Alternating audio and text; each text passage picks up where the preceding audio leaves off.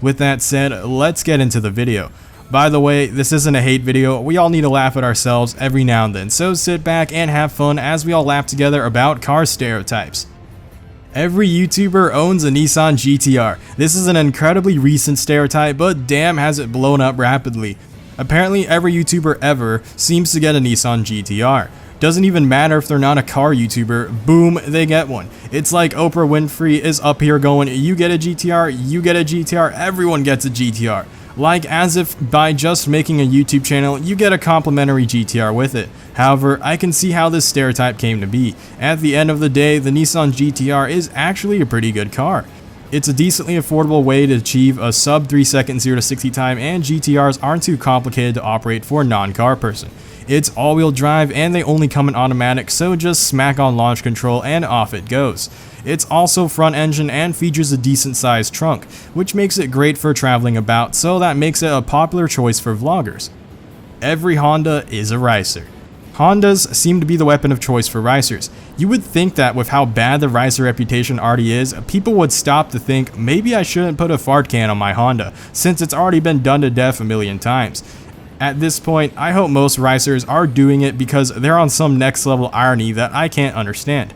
At any rate, it seems this stereotype won't be dead anytime soon, but at least Honda's trying to change their image. I mean, they've got the NSX back, although it's nothing like the original, but they've also made the Type R, which a lot of people seem to think it's been riced from factory already.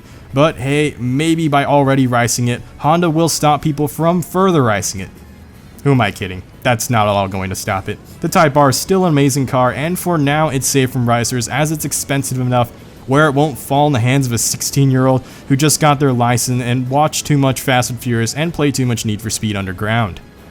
Chevrolet Corvette Midlife Crisis Mobile. Chances are, if you live in America, you probably know someone who owns a Corvette. Also, chances are they might be in their 50s, with graying hair and way too much money to spend after retiring. Sure, this stereotype absolutely has its merits, but I'd take a well-mannered old guy over an ill-tempered jerk any day of the week. Honestly, other than making fun of these guys for being old, we've really got nothing else to say.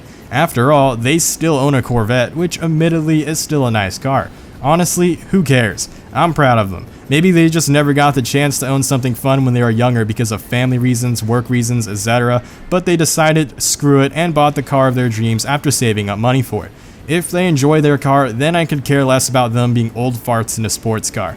Better to experience it later than never.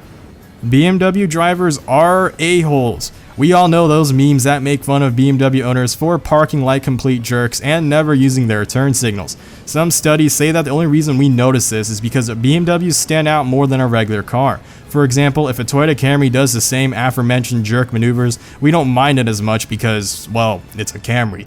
But when a Bimmer does it, we notice it right away. I don't know how much truth research like that holds, but I gotta say, jerk drivers are jerks. It just so happens that all the jerks are buying Bimmers, but it has nothing to do about BMW itself that inherently creates jerks. Here are a few dishonorable mentions. Toyota Prius drivers are known for being overly smug. Minivans are driven by soccer moms, and Mazda Miata is a girl's car. I don't agree with the Miata one that much, mostly because of how much respect it's been gaining as of recent. At the end of the day, it's an inexpensive way to have fun and can make for a great project car for any budget.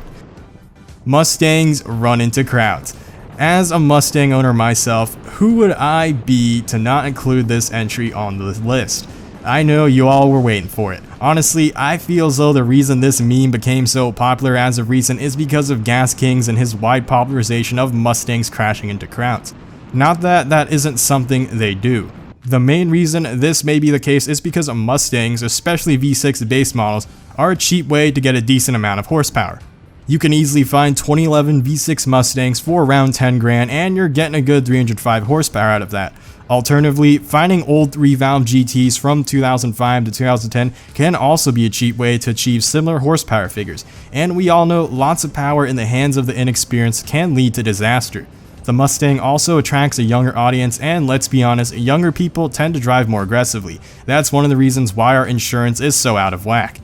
With that said, I hope you had some fun with this video and didn't get too butthurt. Expect a change in pace for content for a bit, and make sure to subscribe if you aren't already if that is something you're interested in. Drop a like and share this with friends. Thanks for watching. Blade Angel out.